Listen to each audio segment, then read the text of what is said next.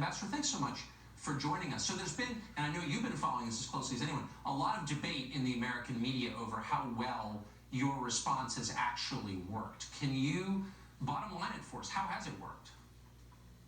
Well, both good and bad, I should say. First of all, I would really like to express my deep condolences to anyone out there who has lost a loved one. The virus is, of course, spread across the United States just as everywhere else. Well, our strategy is based on, our way of life, how we function in Sweden.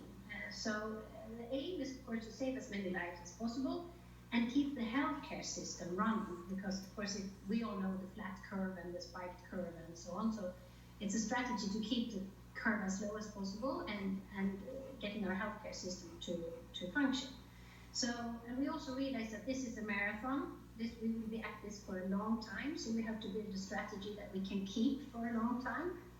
It's built on recommendations. My country is a bit different there. People have big trust in the government offices and the public agencies, and the government and the politicians trust the population. So that's the fundament of how we can build this strategy. Yes. So we advocate social distancing. People older than 70 should stay at home, which they mostly adhere to.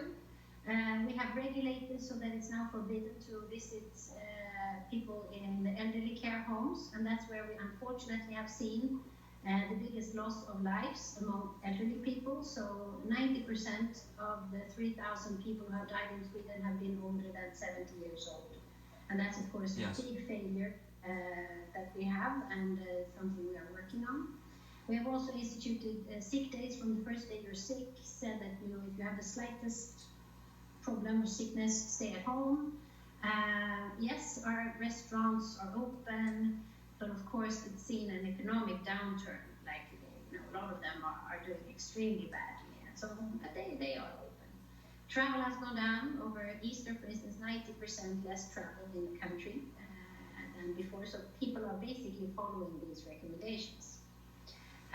So yes, it is a more open approach, but with the same aim as everyone else.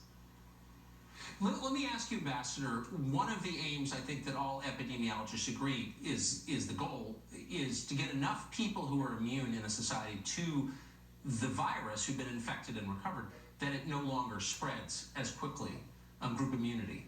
How close to that is Sweden right now? Well, we right now know that Stockholm has about 25% of herd immunity. We are now doing a study, which will be ready in 1 or 2 weeks, where we look at where we are in the whole country. But 3 weeks ago in Stockholm, herd immunity was about 10%. So we see an increase. And this is, of course, something, it's not a strategy to get herd immunity. It's something, of course, you want to get as long as we don't have a virus. Yes. And I think virus we do have. Interesting. Well, thank you for joining us, Ambassador, and congratulations on seeing some progress. We appreciate it. Thank you.